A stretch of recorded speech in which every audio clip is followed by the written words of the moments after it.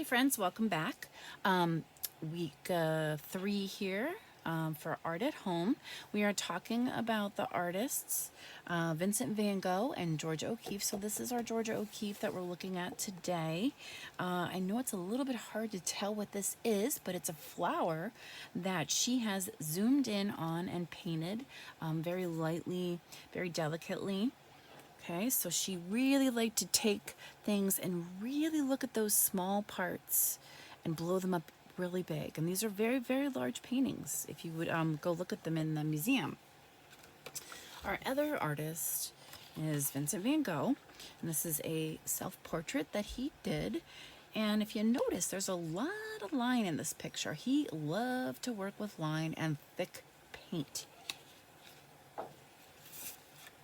The other thing he loved was yellow, and the sunflower was his favorite flower.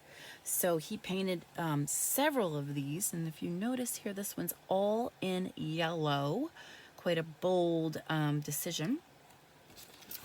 This one here has got a beautiful background. Okay, nice color there. And I love the vase, and you can kind of see this thick, super thick paint here and the change in the color. So we're gonna do a little blending today, a little change in our color, and we're gonna zoom in. So our flower today is going to be the sunflower. If you would like to turn it into a different flower by curving your petals, you most certainly can, but I'm gonna show you how to start that. Okay, so holding our paper, actually you can hold it either way. You can do sideways, you can do a vertical. Okay, so we call this portrait, we call this landscape. So you choose. So I'm gonna go this way, and I'm gonna come in from the top. Now you can choose to come in from the sides, the center, anywhere that you really want to, okay? I don't think I've done it from the side yet, so why don't we try that? So my roll of tape here is just kind of sticking off the page a little bit. You're gonna choose a lid or a roll of tape or something that's big and that you can trace. Okay, that's much easier to do that. Get your pencil, just trace it. Okay, just like that. Now we're going to use some lines to help us draw our flower. I'm going to actually turn it this way so that we can see it. All right, so line. My lines are going to be very long, but they're going to run off my page. So I'm going to take it and just let it run off the page. Now when you do this, please draw your lines really light.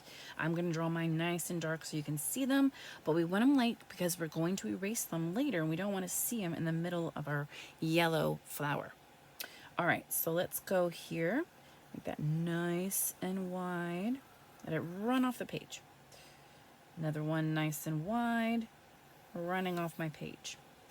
Okay, over here, a little bit wider, run off the page, and again, off the page. So this is going to be a very big flower petal. It's not just going to be this skinny little petal here. No, no, no.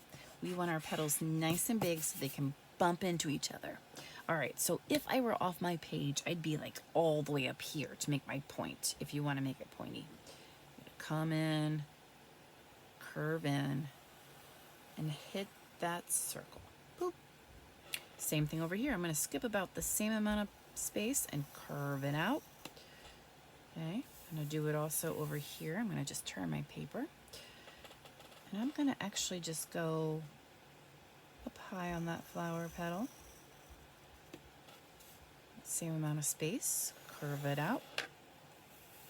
Keep going. You can keep turning that paper as you need. Always going to start on a petal. And I don't need to do anything here because it's already run off the page. Okay, so I'm going to come over to this one. I'm going to be up on my other petal. I'm going to curve it out. Same amount of distance over here. And same thing over here. I'm going to go on the petal, curve it out. Okay, so I'm zoomed in. I don't see all of my flower. All right, so next step is get those lines erased. so that you can color in there without it, being too obvious that you drew some lines first. All right, so I'm going to grab a different one that I did, that I've already started. Let's see if I can find that one. Okay, so I'm going to take this one. Again, I'm just zoomed in here. So we're going to do a bit of blending, like I said. And you would probably want to take a look at some pictures online of some sunflowers. There's different colors, different varieties, but I'm going to work on a yellow one. It's up to you. Maybe you want to choose one that's got red and yellow or red, orange, yellow. Really up to you. Now, color pencils will work great. Oil pastels, crayons, markers, acrylic paint, watercolor, tempera, whatever you have. Now, one thing about the color pencils, if you're using color pencils, you need a sharpener. Whether it's one that you can just go and stick your pencil in, or a handheld one like this one, you still need one because you are going to use a fair amount of your colored pencil. Okay, so let's get started. I chose a bunch of yellows here and even some oranges to kind of help me blend and make some of that nice orange there. If we looked at a sunflower in natural light, we would see that there's a bit of orange or a yellowy orange that is kind of down there for the shadow. Okay, so let's get this going. I'm going to start with my lightest color, and you can see that I've used quite a bit of it, so let me give it a quick sharpen. Okay, I'm going to be careful not to go too far. You'll break the tip right off as soon as you start coloring. Okay, let me turn it this direction so I can get to it. All right, so the thing that you want to do first is you're just going to color in that whole petal, because you want to lay that first color in there so that you can begin to blend and overlap your other colors. Now, you see how I did that? All I did was make an outline. That way I can color faster and not worry about, going out of the line. I've already got a line there. I want to try to work into my white spots, but I am going to be overlapping colors. So you see how much of that pencil I've already used? So it is going to go kind of quick. So if you don't have a sharpener, maybe try something else like crayon. Crayon is going to do a very similar kind of thing as the color pencil. There's my tip. It just broke right out. I over sharpened. It's also going to do a very similar thing as the pastel.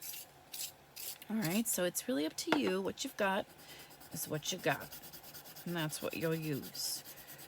Okay, so here we go. We're gonna get this all colored in, and then I really don't have to go back to this one until I do my other petals. Now, you don't have to go one petal at a time. You can color all those petals in, and that'll be the last time that you have to use this color. Okay, so let me just go. I'll just stop there so we can start our next petal. So I have that color. I'm going to go with a lighter color, a bit of a darker yellow. And this one looks a little bit darker. This one as well, but I kind of like this one. So I'm going to go and I'm going to take this color and I'm going to come in really high on it, on my petal. Not quite up to the top. I'm going to leave that tip nice and yellow. Nice and light yellow, and I'm just going to color the rest of the petal with it. So we're going to continue to add in different yellows, and we're going to blend them. So notice I'm going in the same direction. Now, when I get toward the top, what I'm going to do is lighten up my pressure and maybe even slow down. That's also going to lighten the color a little bit, and it's going to blend with my lighter color. Okay, and just a little bit of it. I'm going up pretty high here. Okay, and then I can stop, put that one aside, get another color that's even darker still. Now, let's see. These are pretty similar, but I am going to go with this darker one. So I'm going to take this. Now, I can go in the same direction. Oops, you can see that this one's kind of broken. Maybe we do need to use a different one. Or you can kind of cross-hatch. Now, cross-hatching is simply just kind of making like a diagonal line over what you just did. And you can even change the direction after I do that. So look, I go diagonal over that second color.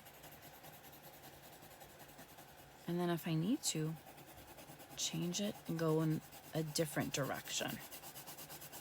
Okay, and I'm bringing that up to about the middle. Okay, and lighten up and blend. Overlapping, okay? Now, those colors were really similar. I'm going to go with one that's darker yet, and then one more, okay? If you don't have that many changes, that's okay. You can go from, say, a yellow or a whitish color to start with. Maybe you have a cream, maybe you have a white. Maybe you just have a yellow. And then you can go straight up to orange and maybe just a little bit of red. It's going to be up to you what you have, okay? All right, so I'm on this color now. And again, I'm going to do that cross-hatching. And I'm applying pressure. And you're going to see a little bit of change here. Okay, so it's starting to get a little bit darker. Okay, and again, I can go up to about the middle and lighten up, overlapping those colors lightly. Darker as I get down, just by pressing a little bit harder. One more time with a different orange. This is a yellowy orange. So now this one is pretty orange. And actually I think it just says, no, this one says orange. Yep, just orange. So I'm going to go in, just going to apply that in there. And I'm doing that cross-hatching thing where I can go in a different direction. And I am pressing a little bit on here, not too hard, but I can feel the difference down here, that it's definitely a lot of layers, that there's a lot of color down here. Okay, so I can take that in a different direction if I'd like. Lighten up as I get up a little bit higher, just to blend those colors as I overlap. A little bit more. Change my direction again if I choose. That's really going to help to blend.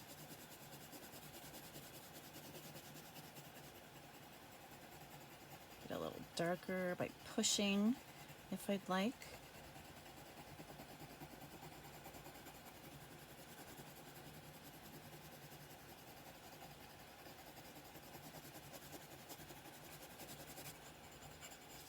Okay, now if you want to blend them a little bit more, you can go back to your beginning color or even your second color, and you can just go over them a little bit, over your last color a little bit.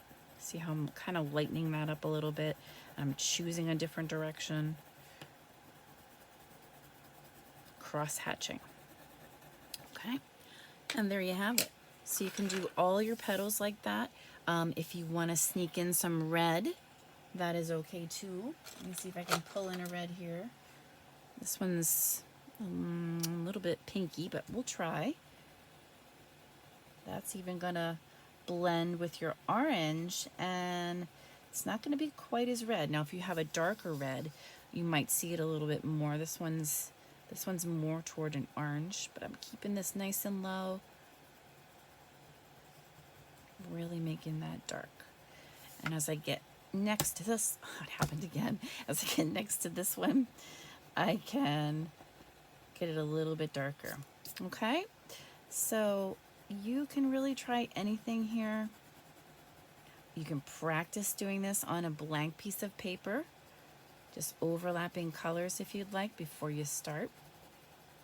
Try lightening up, try pressing hard. Okay, and then I will see you back here. And we'll talk about the circle, and we'll also talk a little bit about what we can do with our background. Okay, so I will see you soon.